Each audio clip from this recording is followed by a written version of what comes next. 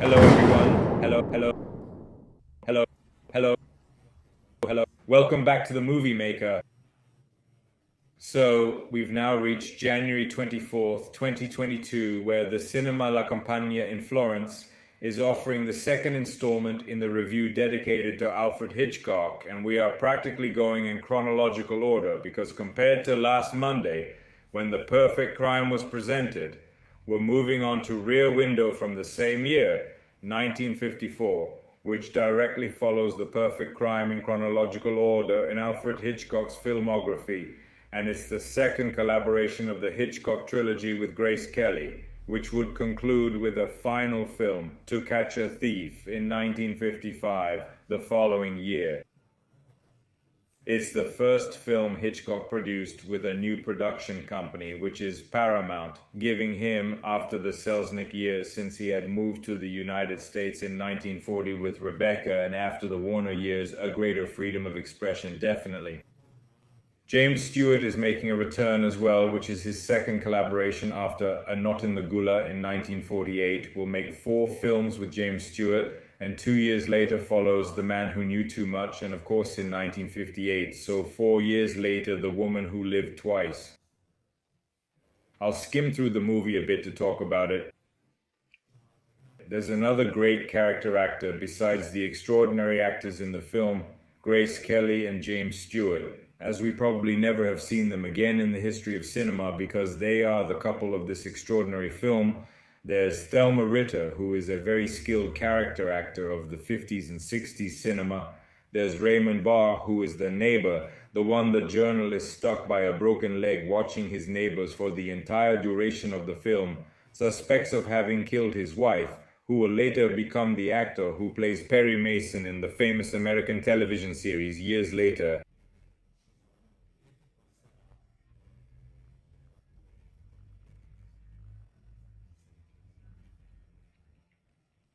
The film begins with a shot directly on this window to the courtyard we're discussing, which is indicated in the title. The original title is Rear Window, meaning the window at the back, or rather at the rear. The screenplay, the script, is by John Michael Hayes, who was admittedly an extraordinary scriptwriter for Hitchcock, who created the scripts and some splendid dialogues for 4 Alfred Hitchcock films. This is the first one. Then he will also be involved with him the following year in The Trouble with Harry, The Man Who Knew Too Much, but Hitchcock will dismiss him at a certain point because John Michael Hayes correctly states at one point, "I'm being paid too little for what I'm doing for Mr. Hitchcock," and he, let's say, doesn't take it very well, so he dismisses him right away. However, it must be said, when there are films of this high cinematic caliber, the credit cannot solely be attributed to the director, because here, let's say, Hitchcock, as I have explained repeatedly, he has made 53 films in his career, of which there are certainly 20 good, excellent movies and 20 masterpieces. The masterpieces in cinema are not made alone, because cinema is a team effort. Hitchcock was also lucky enough to work with great artists like this screenwriter, and later on, Bernard Herrmann would come to compose the music, for example.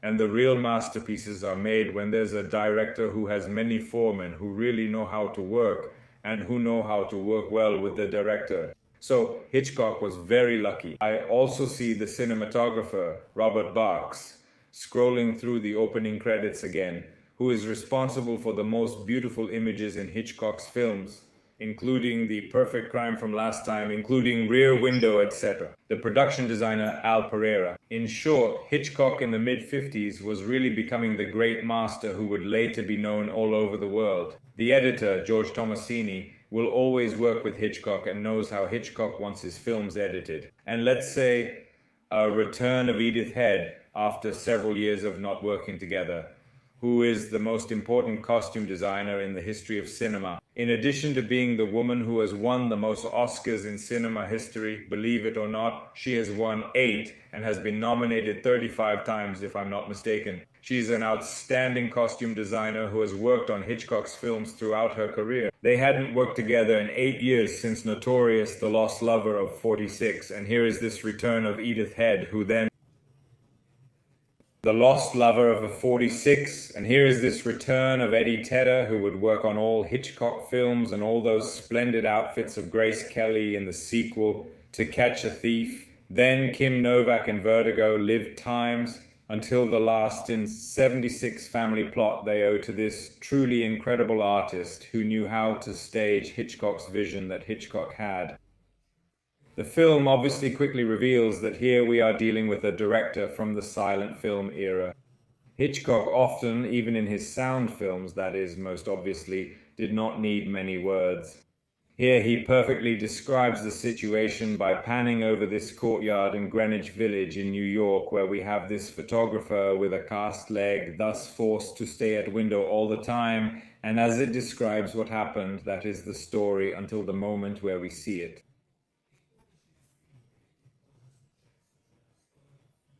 He first takes a shot of the protagonist's face is sweating, then a thermometer, so we're in the midst of summer, even though the film was shot between November of 53 and January 54, if I'm not mistaken, or something like that. So it's summer, we're in Greenwich Village in New York, it's hot, then there's a shot on Jeffries' leg, who is the reporter, and then a shot on the photograph that shows us how Hitchcock made this reporter break his leg. All of his cinema is incredibly descriptive. Here is the apotheosis of cinema that describes, moreover, it goes into diegetic spheres. Here we are, the spectators, observing a man who is observing in turn. So we're moving forward with diegetic and narrative hopes. We who watch someone who watches, that is meta-cinema almost, the cinema in its true apotheosis of the gaze. At a certain point in the film, Jeffrey's nurse will arrive, that is Thelma Ritter, an extraordinary character actress who will help him in the investigation when he'll believe at least he's seen a murder in the window across without obviously having proof. Grace Kelly also arrives. I'll go a bit further in the film, scrolling through the images to talk about it, and there's an entrance of Grace Kelly in the dark with a close-up slowed down, her face with this red lipstick, these eyes of unbelievable blue. Then there are shots of the two. They're truly an absurd couple, and this film, which has a thrilling theme, has to be mentioned apparently because it talks about a murder anyway. A person who's a voyeur, he spends all day, let's say, looking at the windows of others across where you can see various situations, but it's a film that has a theme of murder, as always happens in Hitchcock, but it's a film that follows the rules of brilliant American comedy. But I'll tell you more, this is a love film, because Hitchcock here is talking not only about love, but not in a simple way. It talks about the difficulty of human relationships between people, and above all, the difficulty of love relationships, because anyway, he's a reporter, and she, Grace Kelly, is an extraordinary New Yorker who thinks of nothing but fashion, dressing well, so they are completely incompatible people.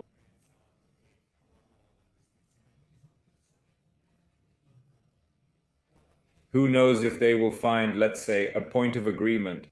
The situations that Jeffries, this reporter, sees observing from morning till night in the neighbors' windows are all love situations.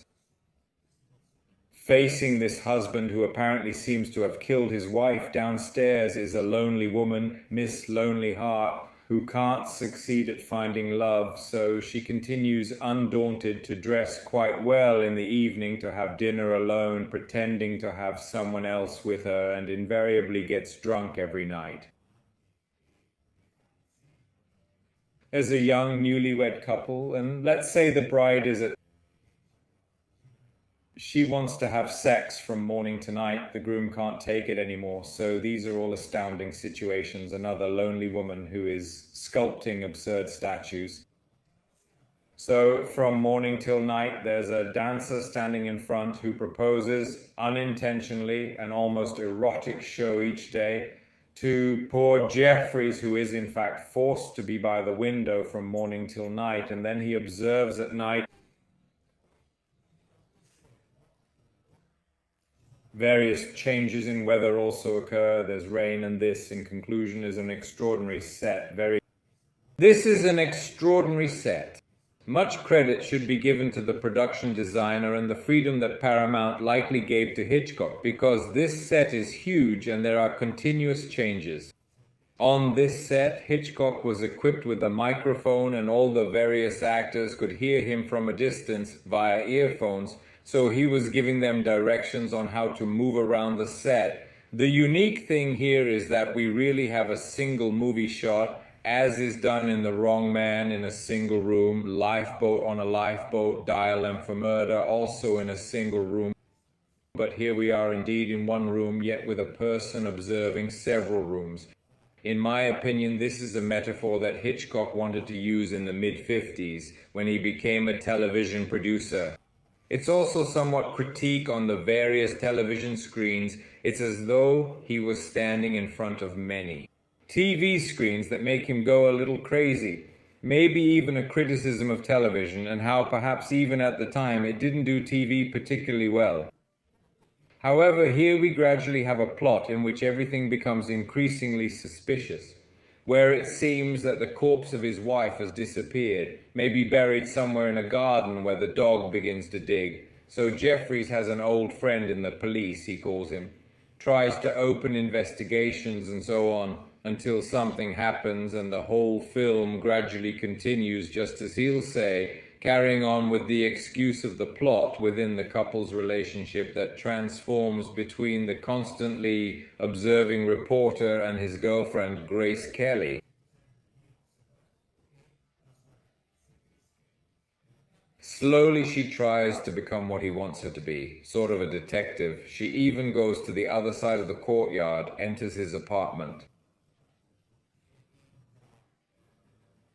At one point they start to view the murderer as a suspect and look for evidence on him. He finds his wife's wedding ring. He says a woman would never take off her wedding ring and shows it to James Stewart across the courtyard. He is obviously watching with his own tools. He is a photographer, so he always has a telephoto lens explaining the neighbors, so there's also a metaphorical element to the photographer's work. Indeed, in the end, he will defend himself against the killer with his camera flash, who then realizes he's being watched, and meaning he intends to kill Jeffries, the protagonist, himself and she, from the other side of the courtyard. When she goes to find this wedding ring, she shows it to the protagonist. And obviously here too, there's a metaphorical element. That is, she's asking him to marry her, meaning she shows him the wedding ring just like that. And therefore, it's all metaphorical. An extraordinary film, amazing cinematography. I repeat, I don't want to dwell on it too much because I want to restrain myself in the videos I make about Alfred Hitchcock, because we could ramble on about Rear Window for a very long time. There's also a very important character, and the music is important here. The composer, who is another neighbor of Jeffries, who can't go on composing this song. There's also a line, Grace Kelly says how beautiful this song is. It sounds like it was written for us, and James Stewart replies that maybe that's why he can't finish it. So as you can see, the whole film, actually under the pretense of murder, thriller, plot, etc., is a film that talks about the difficulty, in fact, of couple relationships. I'll skim over the ending. An ending that is also very interesting, that increasingly builds pathos, and I won't tell you anything specific. There's a very, very interesting scene, the death of the dog, which is the only one that's filmed a little more objectively within the film. Then there's the final scene with Grace Kelly, who appears to have truly become the perfect woman for James Stewart. But at some point, while he falls asleep, she goes back to the Art Press Bazaar, which is one of the most significant American fashion magazines. All of it today from the 30s, likely 40s. So in reality, she hasn't changed at all, and who knows if this couple will truly achieve a happy ending or it won't turn out that way at all. A Hitchcock film, likely among the 3 most important and notable films by Hitchcock, including The Woman Who Got There in 1958 and Psycho in 60. I've already talked a lot, I don't want to prolong this, so enjoy the viewing at Cinema alla Compagnia on Monday with Rear Window.